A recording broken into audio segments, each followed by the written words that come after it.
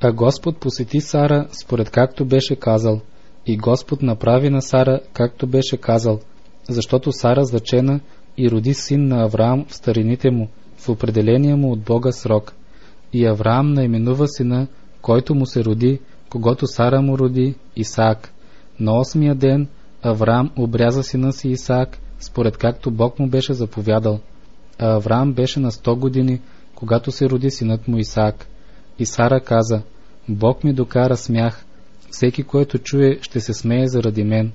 Добави още: кой би казал на Авраам, че Сара ще кърми деца, защото му родих син в старините му. А когато детето порасна, го отбиха, и в деня, когато отбиха Исаак, Авраам направи голямо огощение. А Сара видя, че синът на египтянката Агар, когато беше родила на Авраам, се пресмива. Затова каза на Авраам: изгони тази слугиня и сина й, защото синът на тази слугиня няма наследство с моя син Исаак. Тези думи обаче се видяха на Авраам твърде тежки заради сина му Исмаил.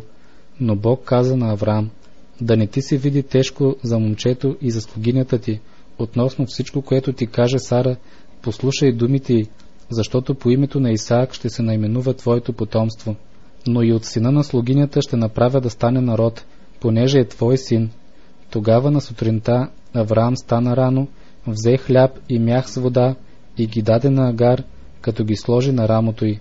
Даде й още детето и я изпрати, а тя тръгна и се заблуди в пустинята Вирсавее. Но водата в неха се изчерпа, и майка му хвърли детето под един храст, и отиде и седна насреща, далече колкото един хвърли на стрела, защото си каза: да не гледам като умира детето. И като седна насреща, издигна глас и заплака. А Бог чу гласа на момчето, и ангел Божий извика към Агар от небето и й каза: какво ти е, Агар? Не бой се, защото Бог чу гласа на момчето от мястото, където е. Стани, вдигни момчето и го хвани с ръката си, защото ще направя от него велик народ. Тогава Бог й отвори очите, и тя видя кладенец с вода, и отиде да напълни меха с вода и даде на момчето да пие. Бог беше с момчето, което като порасна, се засели в пустинята и стана стрелец. Засели се в Фаранската пустиня, и майка му взе жена от египетската земя. По онова време Авимелех с военачалника си Фихол говори на Авраам: Бог е с теб във всичко, което правиш.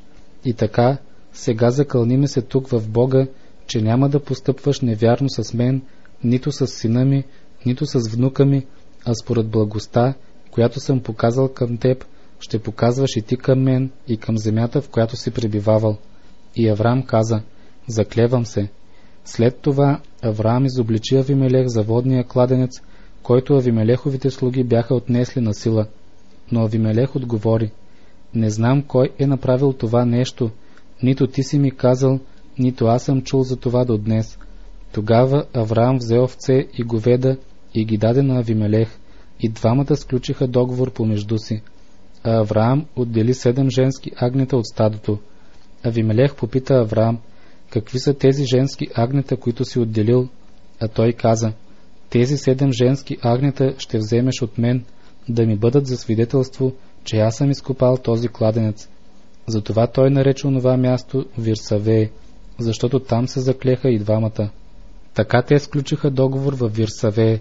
След това Авимелех и военачалника му Фихол станаха и се върнаха в филистимската земя. Тогава Авраам посади дъбрава във Вирсавее и там призова името на Йехова, вечния Бог. И Авраам престоява в филистимската земя много дни.